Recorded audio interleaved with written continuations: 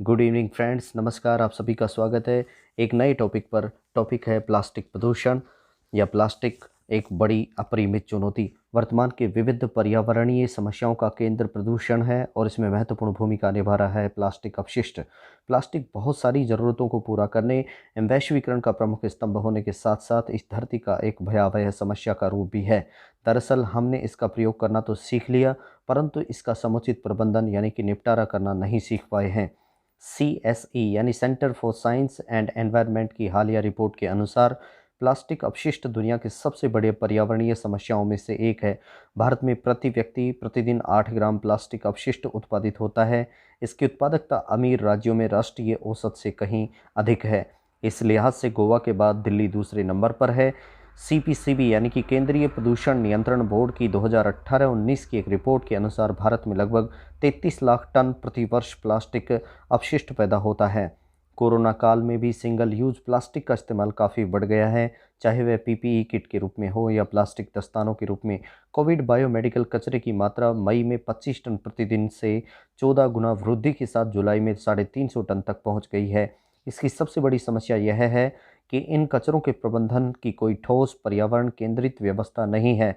अमूमन इसके निपटारे के लिए लोग इसे खुली हवा में जला देते हैं, जो वायु प्रदूषण को बढ़ाता है। वहीं हाल ही के शोध कार्य यह दर्शाते हैं कि वायु प्रदूषण कोरोना संक्रमण को बढ़ा सकता है। प्रदूषण अधिक होने पर वायरस धूल कणों और वातावरण में मौजूद अन्य सूक्ष्म कणों के साथ मिलकर हवा के साथ थोड़ी अधिक दूरी तक जा सकता है, साथ ही अधिक समय तक अस्तित्व में बना रहता है, जो संक्रमण बढ़ने का भी एक कारण बन सकता है। आज के समय में प्लास्टिक अपशिष्ट की समस्या को विकराल बनाने में कई महत्वपूर्ण कारक भूमिका निभा रहे हैं, जैसे देश में सिंगल यूज प्लास्टिक की सही परिभाषा का न होना, घरेलू स्तर पर प्लास्टिक से सेग्रीगेशन, कलेक्शन एवं परिवहन का अभाव, जमीनी स्तर पर एक्सीडेंटेड प्रोड्यूसर रिस्पॉन्सिबिलिटी का न उतर पाना और देश में प्लास्टिक अपशिष्ट से संबंधित डाटा की अनुपलब्धता का होना है। इन सभी समस्याओं के बावजूद प्लास्टिक अपशिष्ट प्रबंधन नियम 2016, पर्यावरण मंत्रालय का ERP यानी कि एक्सीडेंटेड प्रोड्यूसर रिस्पॉन्सिबिलिटी दिशा निर्देश 2020 के अनुसार प्लास्टिक अपशिष्ट का प्रबंधन उसके उत्पादों की जिम्मेदारी है एवं इस संबंध में भारत सरकार ने 2022 तक भारत को सिंगल यूज प्लास्टिक से मुक्ति दिलाने का लक्ष्य एक सराहनीय कदम के रूप में पेश किया है। देश को प्लास्टिक अपशिष्ट से मुक्ति दिलाना ही होगा। इसमें सरकार, संस्थाएं एवं समाज को स्वस्थ एवं सुखी पर्यावरण के लिए साथ मिलकर के कुछ प्रमुख कदम उठाने होंगे, जो इस प्रकार हो सकते हैं। रिसाइकल से संबंधित उद्योग धंधों को बढ़ावा देना होगा।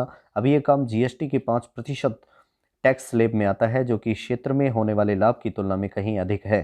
सरकार द्वारा इसे कम करने के लिए इसके साथ ही जरूरत होगी अपशिष्ट पदार्थों के अन्य मूल्यवान वस्तुओं में बदला जाना या यानी कि पुनर्चक्रण किया जाना। सिंगल यूज प्लास्टिक की राष्ट्रीय स्तर पर एक समान परिभाषा तय करने के साथ ही जिन प्लास्टिक्स को पुनर्चक्रण नहीं किया जा सकता, उस पर पूर्णतया पाबंदी लगाने की जरूरत होगी। राष्ट्रीय स्तर पर नागरिकों को, विशेषकर कूड़ा बीनने वालों को प्लास्टिक अपशिष्ट को पृथक करने के लिए जागरूक एवं विशेष प्रशिक्षण देने की आवश्यकता है, ताकि वे विभिन्न प्रकार की प्लास्टिक अपशिष्ट को पृथक कर सकें एवं उसे आसानी से पुनर्चक्रण किया जा सके।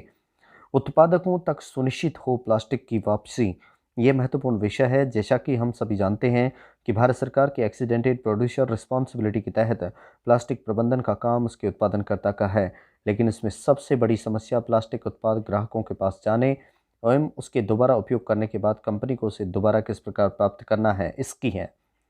प्लास्टिक वापस पाने की प्रक्रिया को कारगर बनाने के लिए किस प्रकार हर एक उत्पाद पर अधिकतम बिक्री मूल्य तय होता है, उसी प्रकार हमें प्लास्टिक उत्पाद पर maximum price for returning plastic भी तय करना चाहिए। इन सभी के अलावा हमें अपने प्राचीन प्राकृतिक केंद्रित सांस्कृतिक मॉडल को भी अपनाना होगा, जिसमें आज के प्लास्टिक कप के स्थान पर मिट्टी के कूलर, फोम के प्लेट के स्थान पर केले का पत्ता या सखुआ या एरेका पत्ते का प्लेट, पॉलीथीन कैरी बैग के स्थान पर कपड़े या जूट का थैला आदि का प्रयोग होता था।